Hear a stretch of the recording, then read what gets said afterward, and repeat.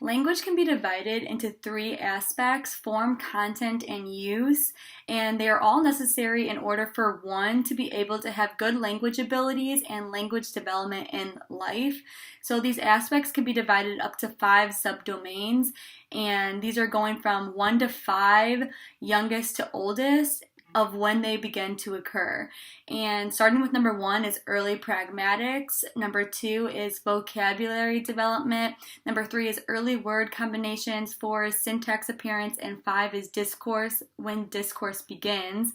And all of these fall under one of the 3 aspects of language, and it helps everyone be able to see how language development begins and develops, and how the 3 language aspects, form, content, and use, all go together.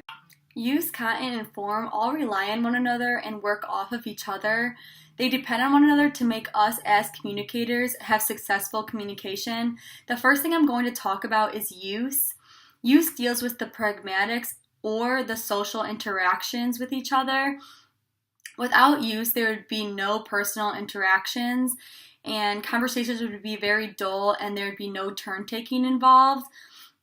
An example of this would be someone asking a question and your partner not knowing how to respond or being able to respond, or vice versa. So like if your partner would ask you a question and you had no use in your language, then you wouldn't know how to respond to that question or be able to form any type of sentence or anything. Because of that, you wouldn't have any use in your language. So all encounters would not be able to flow, and it would be very unnatural speaking.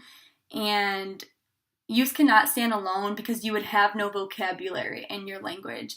So you wouldn't be able to really form anything because you wouldn't know how to put vocabulary together. With saying this, use cannot stand alone because even if you would have amazing verbal and nonverbal cues and were able to take in a conversation, you would have no vocabulary to back you up in any situation.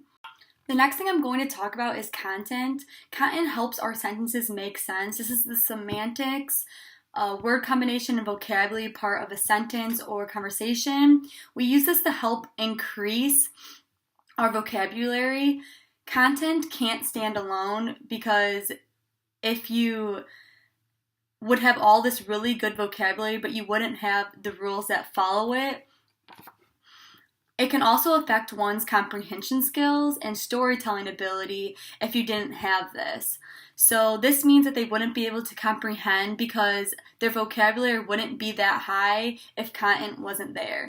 The last thing I'm going to talk about is form. Form focuses on the rules of English. If there are no verbal cues or vocab involved, then the rules are pointless.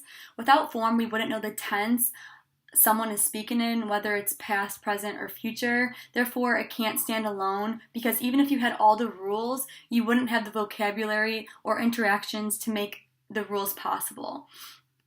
So to sum it up, the use, content, and form all rely on one another and depend on one another to make each other possible. So if you didn't have one, then you really can't have any of the others.